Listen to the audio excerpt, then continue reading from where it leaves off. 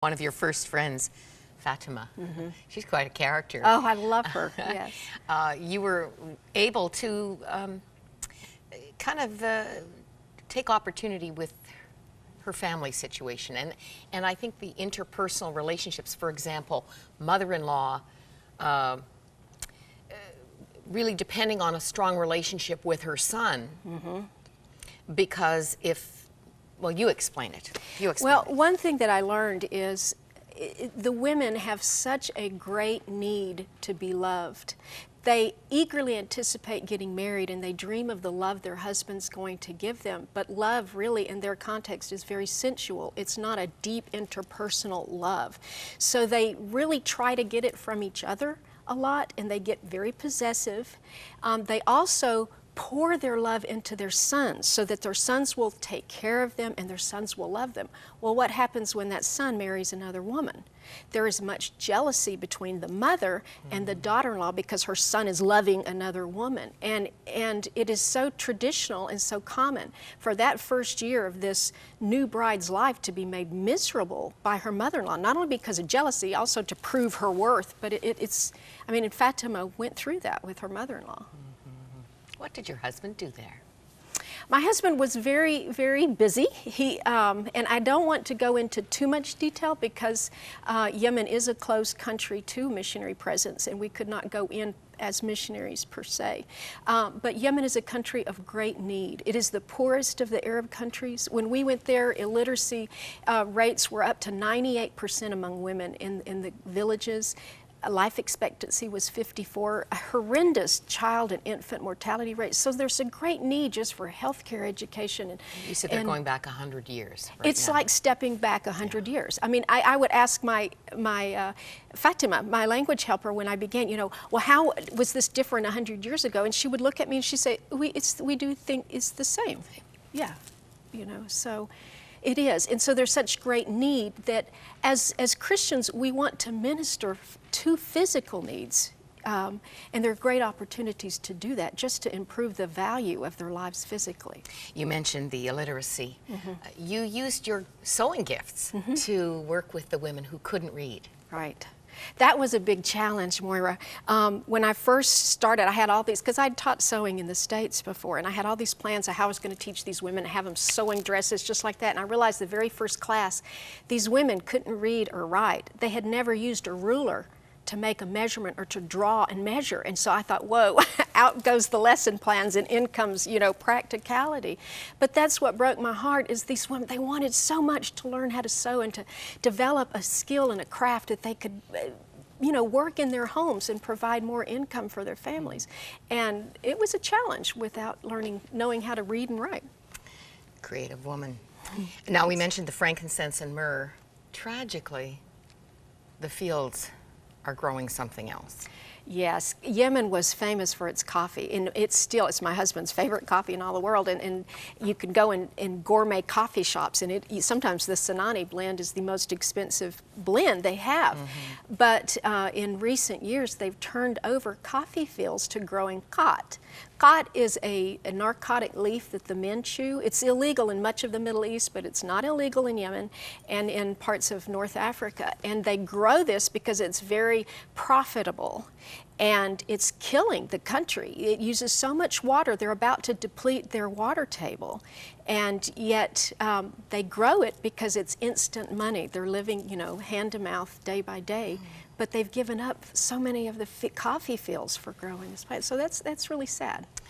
A volatile time in this country. The president, or former president, is in your country. And elections this month. Yes. It's a time when God's people really need to pray for this country because so much is on the table. You know, there's committees that are trying to negotiate with Al-Qaeda to try to work out peaceful agreements. There's Shiites and Sunnis fighting. It is a time when there's great unrest. There's a need to find the Prince of Peace as people search. And what an opportunity we have as warriors to pray that they do. Let's look at some pictures of your family first. We're missing baby number 4, and I'm hoping we can tell that miracle story just in a moment. But is this Is this just before you went over? This was just before. This was taken right after my husband's illness, which is in the first part of the book, right before we went and finished our orientation and preparations to go overseas. Look at those precious little darlings. You must have taken some heat for this decision. Oh, I did. You know, I had people, even God's people would say, "Oh, God wouldn't want you to take your babies over there. Are you, you know, you're doing something wrong." And I'm thinking, I am obeying God, you know.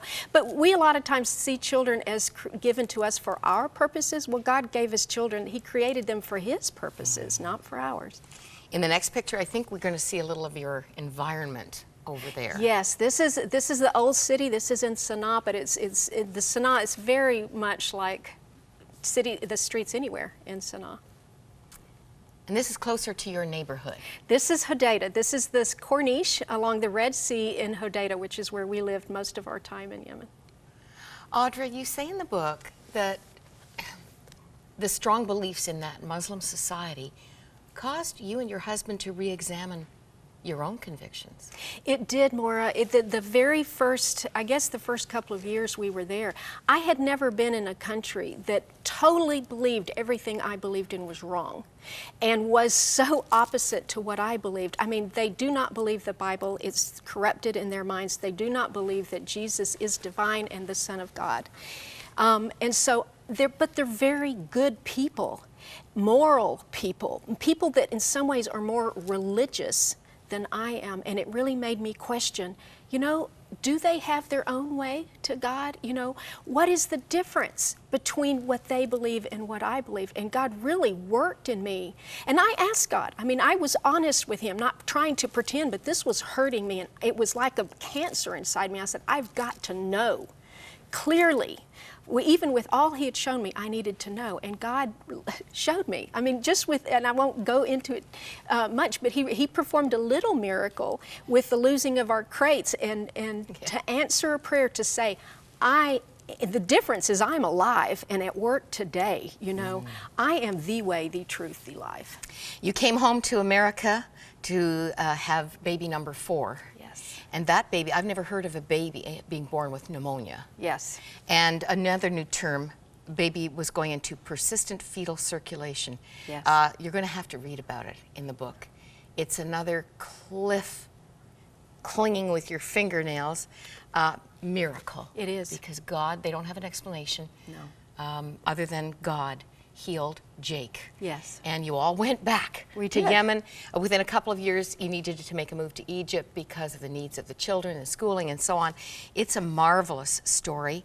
I want to say, I believe the takeaway is where you say, I had found God faithful to walk us through any situation we could possibly face. Amen. God just kept showing you He's big enough. He is. So you go, girl. Hey, yes, we all need to go. And you still do. Yes. In the Middle East. Yes. And we won't say a whole lot more because you're working in dangerous places for the kingdom. Mm-hmm. You're going to want to read this book. It is fabulous. Behind the Veils of Yemen is available at our eStore. Here's how to contact us if you'd like to purchase it. Crossroads.ca or 1-800-265-3100. Audra, I hope you will come back. Thank you so much. I would love to learn. Thank you, Maura. I would love to. And we have more. Stay with us.